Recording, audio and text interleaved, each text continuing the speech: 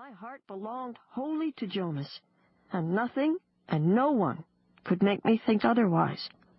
Not Smithy Gid, nor his sister Ada, my closest friend. Not even dear Dot and Mama, though my father has long hoped Gid might one day win my affections. With the revelation of Aunt Lizzie's secret to me, to Mary Ruth and Hannah, too, my father's and grandfather's health seems much improved, and both Mama and Aunt Lizzie have a new spring in their step, in spite of the vacant spot at the supper table.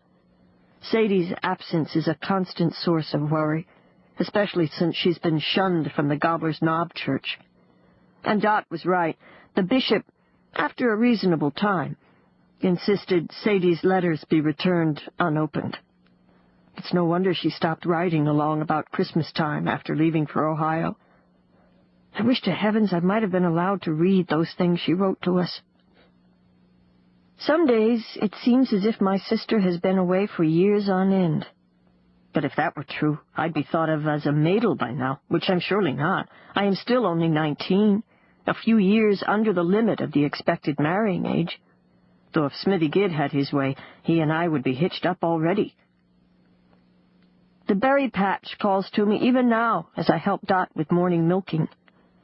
Seems there's something nearly sacred about creeping along the mounded rows, the blissful buzz of nature in my ears, long runners tripping at my bare feet as the blistering sun stands high and haughty in the sky, and the tin bucket steadily fills with plump red fruit. Being out there alone with the birds and the strawberry plants, beneath the wide and blue heavenly canopy, soothes my soul and sets my world aright. At least for a time.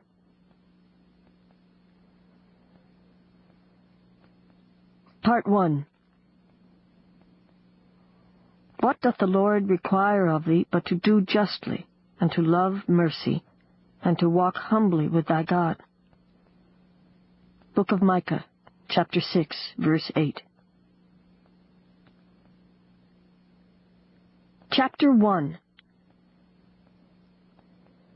The morning Mama quietly announced her baby news.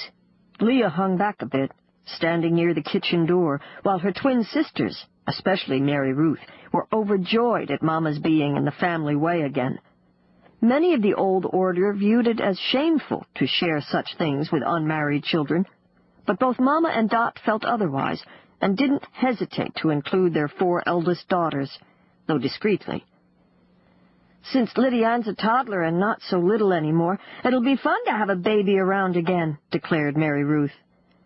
And wonderful good for Liddy Ann to have a close-in-age brother or sister. Hannah's smile stretched from ear to ear as she seemingly took the news in her stride, much as Dot must surely have too, when Mama told him in private earlier.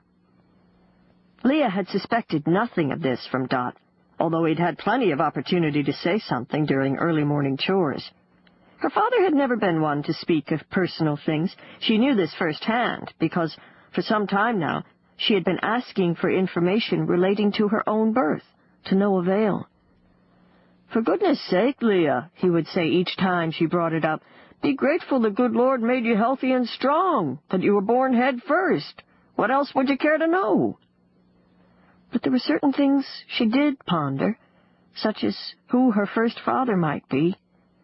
Lizzie, however, seemed unable to discuss the subject. Is it too hard to dredge up the past, Leah wondered, or was Lizzie simply unwilling to bring it up for fear of implicating a member of the Hickory Hollow Amish church miles away?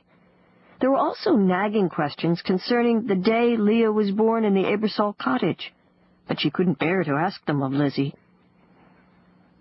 Mary Ruth broke the stillness, glancing furtively at Leah as she said, "Maybe Dot will finally get a real son." "Aw, pity's sake," Mama said, shaking her head at Mary Ruth. She went to sit on the wooden bench next to the kitchen table, fanning herself with the hem of her long black apron. Her round face was flushed from the heat of the wood stove, where she had 2 strawberry pies baking. "But if the baby is a girl," Hannah spoke up, "there'll be less sewing to do." Leah spoke at last. "Only if we get busy and make plenty of little Afghans between now and December. Lydia Ann was a spring baby, don't forget."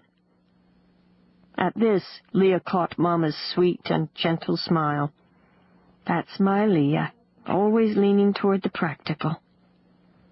Mary Ruth continued to chatter, asking where Lydia Ann would sleep once the wee one came.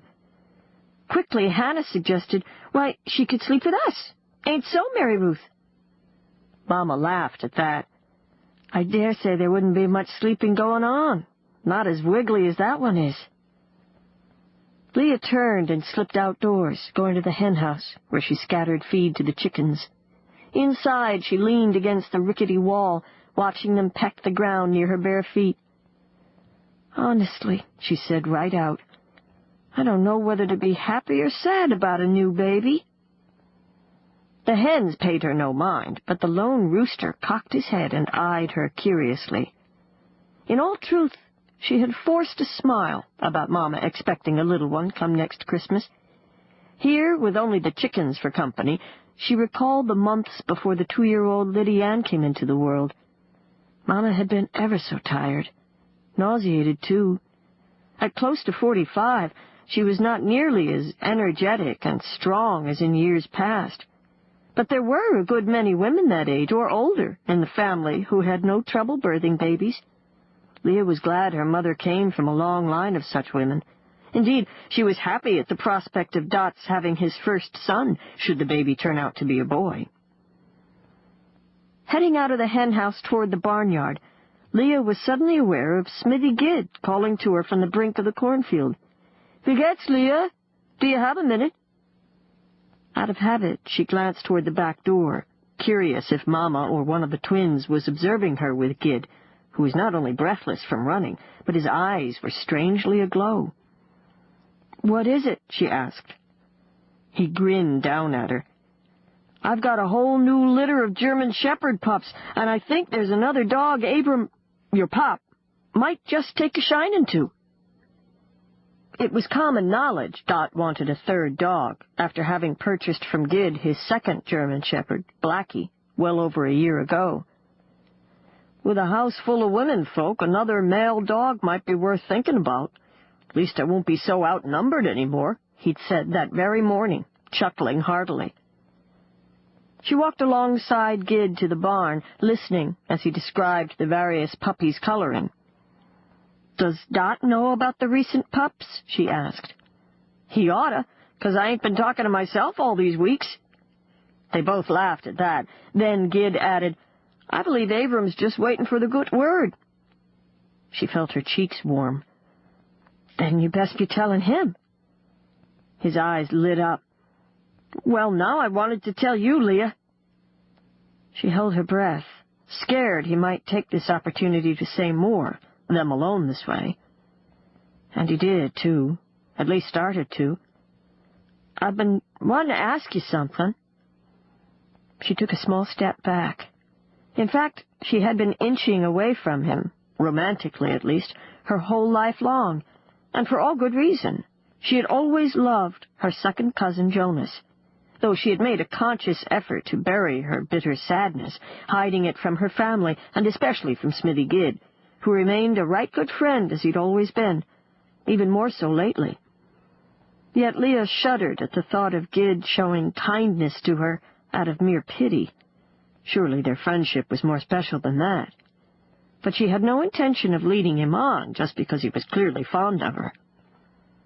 "Ugh," she groaned inwardly, wishing someone, anyone, might come flying into the barn. But no one did, and not even the barn doves, high in the rafters, made a sound as the smithy's son reached for her hand. Gidd." What she really wanted to tell him was, "Please don't say another word," but the words got trapped in her throat. She knew all too well the ache of rejection, and the way his eyes were intent on hers just now, it would be downright unkind to hurt him. He was still holding her hand as the slow creaking of the windmill behind the barn broke the stillness. "Ada and her beau are going for supper in Strasburg next Saturday night. I thought it might be fun if you and I rode along."